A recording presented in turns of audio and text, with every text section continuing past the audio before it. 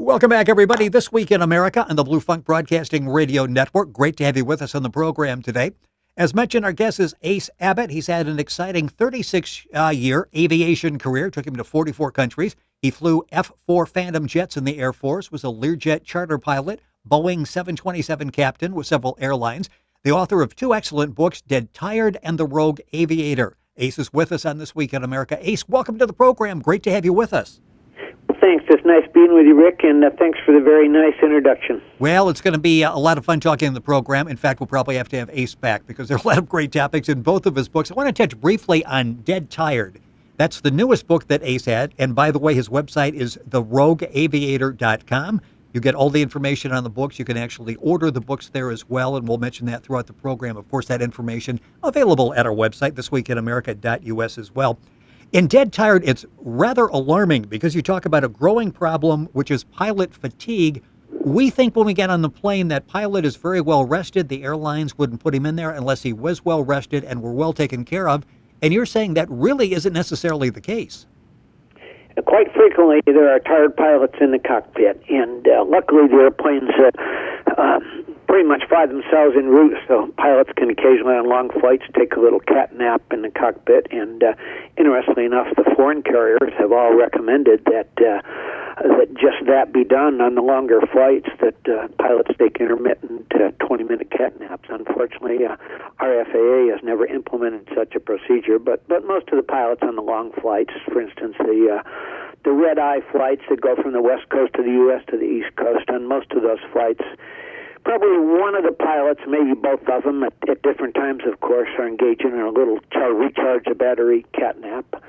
And the rest of the story is we have pilots that fly 16-hour duty days. The regional pilots that fly the commuter airlines are allowed to fly 16-hour duty days, and then the rest of that sad story is that they only have 8 hours off from the time they set the parking brake when they finish till the time they release the parking brake the next day. And during that 8 hours, they're lucky if they can get 5 hours of sleep, and they're right back for another 16-hour day. And that creates a fatigue factor that diminishes the overall safety, because the large number of aviation accidents go into the books as pilot fatigue, but in reality, the primary precursor was quite often very tired pilots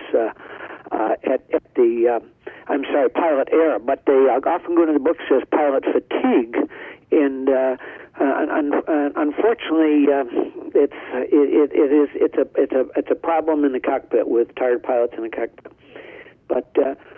It's being rectified because right now we have a situation where the FAA has stepped forward here a while back and concocted some new rules that are much, much more restrictive and demanding. And as of a year from right about now, they're going to implement these new rules, which will require a maximum of 13 hours duty time, and they will also be restricting the number of flight hours that one can fly if they start in the wee hours of the night, say in that backside of the power curve from midnight to 6 o'clock, and if you start a flight duty period during those times, you're restricted to fewer flights and fewer flight times. So the FAA has made a lot of positive changes, but it was kind of a late in coming, if you will. Ace Abbott is our guest on This Week in America, author of two books, Dead Tired and The Rogue Aviator. By the way, he does a blog, and you get all that information at therogueaviator.com. You can order the books there as well. Books also available in ebook form wherever they're sold. You can find them Amazon, Barnes & Noble. Go directly to the website, therogueaviator.com.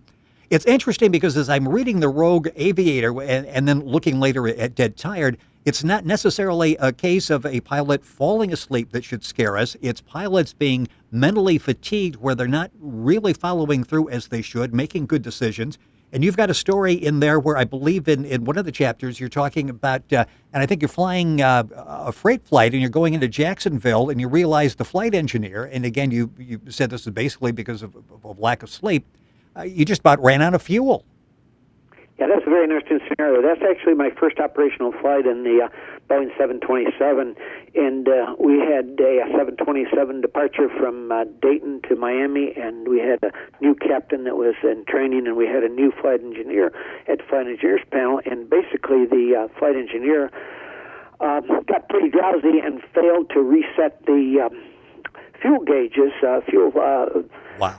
settings to the proper position, and as a result, we were feeding all three engines on the tank number 2, and tank number 2 got nearly to the bottom before I turned around and looked and said, "Oh my gosh, we better use the fuel in tank 1 and 3." So that was quite interesting right there. But that was strictly the result of 3 tired pilots in the cockpit. It was 4:30 in the morning, and we had been up since sometime the next previous afternoon. So.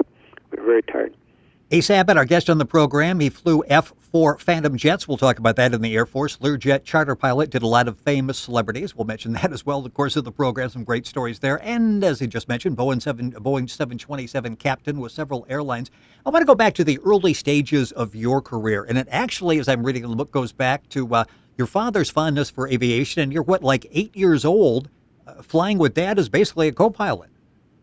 Yeah, that was very interesting. We had a little small farm up in the Finger Lakes of Central New York, and my dad got a Piper Cub-like airplane called a Taylorcraft. And after we got the hay harvested in June, we would take that out for flights, and he would take off down the hill, dodging the woodchuck holes, up over the valley, and start almost every flight with climbing up to about 1,000 feet, doing a spin, and then following that up with a loop.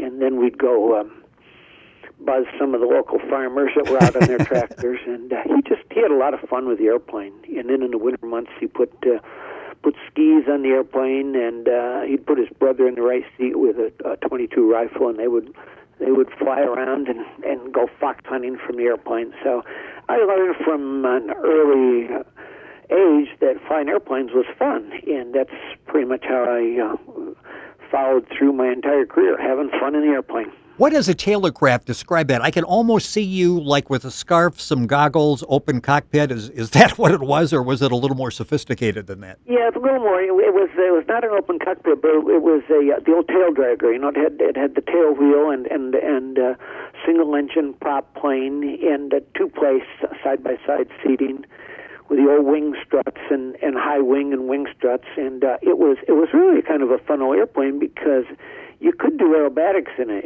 As I just mentioned, you could do loops and spins in it, so it was quite maneuverable, and we really had a lot of fun in that airplane. But I didn't fly very much. I just I rode around in the right seat most of the time, and when I was age 12, we had a hurricane come up the East Coast, and the day after the hurricane, we went up and looked in the corner woods where we had it parked in the back 40, and the Taylorcraft was up in the trees, and that was the end of my youthful flying until my senior year in college at Cortland, upstate New York. I was walking down the street. I stopped briefly in front of the Air Force recruiter's office. Before I knew it, he had me inside taking aptitude test, and a few months afterwards, I was off to Air Force pilot training and on the beginning of an incredible aviation adventure. Well, it certainly has been, and that's chronicled in Ace Abbott's book, The Rogue Aviator. The book is available all across the country. You can also order it at therogueaviator.com. That's Ace's website, a blog there as well, a lot of great pictures, a lot of great stories. You mentioned often the Air Force. Let's talk about the F-4 Phantom jets. As I'm reading that in The Rogue Aviator, you're actually in the military, and you've got long flights. You've got a lot of things to deal with. Tell me a little bit about the experiences in the Air Force. Well, it was a very diversified mission in that we had to be proficient in air-to-ground bombing, air-to-air intercept, and aerial combat tactics, good old dogfighting maneuvering, and with that we also had to be proficient in airborne refueling, and I have a couple of scenarios in my book, The Rogue Aviator, regarding the challenges that I incurred during airborne refueling. One of them, of course, was night airborne refueling in the clouds, where I got vertigo, and for those pilots that have had vertigo, they know what a debilitating state of being it can be. And my inner ear was telling me that we were in a 45-degree dive inverted. And it was a absolutely frightful experience because I knew that we couldn't be in that situation while being plugged into the tanker, if you will. Yet my inner ear kept telling me we were 45 degrees, nose low, and upside down. So that was a real adrenaline pumper. And then, of course, I eventually got a peek at our attitude indicator, and I said, thank you very much. We are straight and level. You know, with all of the 36 years aviation career, and you've gone in all types of planes, all types of weather, all types of situations, are there times when you look back and you say, I am really lucky to be here? I mean, I narrowly escaped a number of times during my career. Absolutely, Rick. Yeah, many times we were on the razor's edge. My first trip across the Atlantic, the North Atlantic to Europe in a Learjet was a harrowing experience in that the company gave us the short-range Learjet instead of the longer, more fuel-efficient Learjet. And long story short, we left Goose Bay, Labrador to fuel stop, and the only viable place to fuel stop, which was Keflavik, Iceland. And as a result of a heavier than normal airplane and headwind that was supposed to be a slight tailwind turned into a slight headwind, we coasted into Keflavik probably with a maximum of about 10 minutes of fuel remaining. Wow. It was right on the edge. And you don't have a whole lot of options when you're flying that route, do you? I mean, you pretty much make it or you don't make it. Out there, there's really not much out there.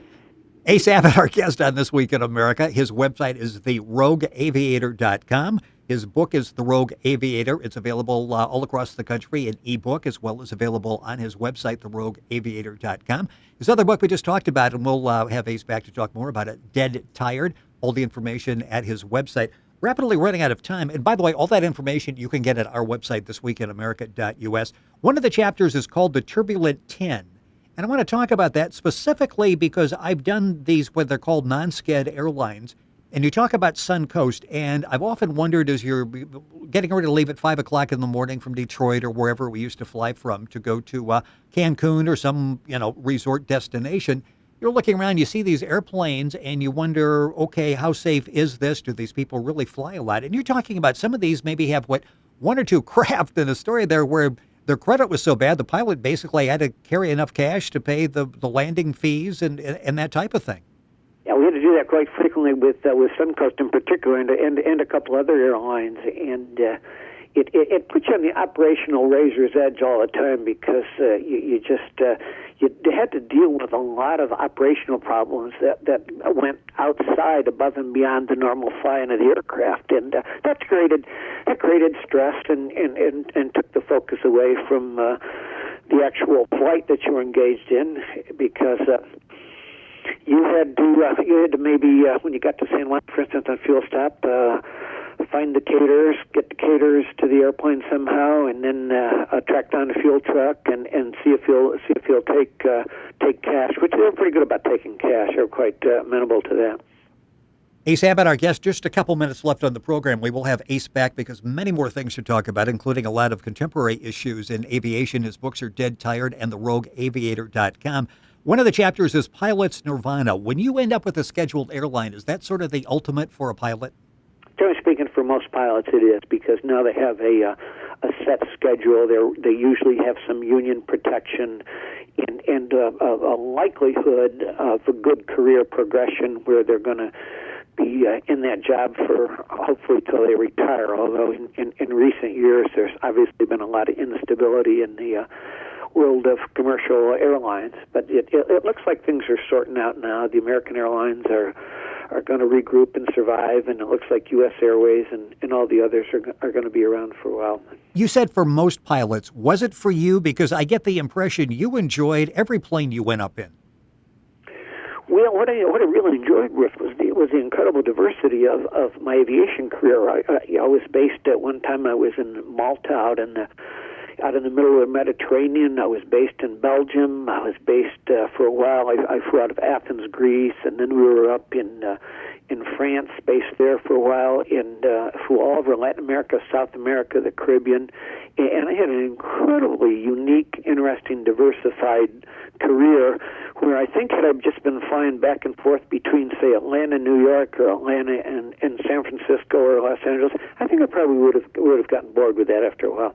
That's all accounted in his book, The Rogue Aviator. His website is therogueaviator.com. Book available ebook all across the country, wherever you get ebooks. Also available, of course, at Amazon, BarnesandNoble.com. Can be ordered directly from the website, therogueaviator.com. 30 seconds left in the program, and again, we're going to have Ace back, many more stories. Actually, when you were flying the Learjet, what you shared Thanksgiving Eve dinner with your passenger, Jimmy Buffett. That's true. He got on the airplane with his Thanksgiving turkey, headed for home in Fairhope, Alabama, and we got up at cruise, and he said, "You guys got a knife in the airplane?" Of course, we had one, and we passed it back, and the next thing you know, Jimmy Buffett and his wife had passed us up a plate of their Thanksgiving smoked turkey. So we shared an early Thanksgiving turkey with Jimmy Buffett and his wife. Great stories in The Rogue Aviator. That's the book. Our guest on the program has been Ace Abbott. His newest book is called Dead Tired. You can find all the information at our website, thisweekinamerica.us, or go directly to therogueaviator.com. Also got a blog there where he talks about some current aviation issues. Ace, great to have you with us on the program. Look forward to having you back on the show. Thank you for joining us. Thanks very much for having me, Rick. You're listening to This Week in America on the Blue Funk Broadcasting Radio Network.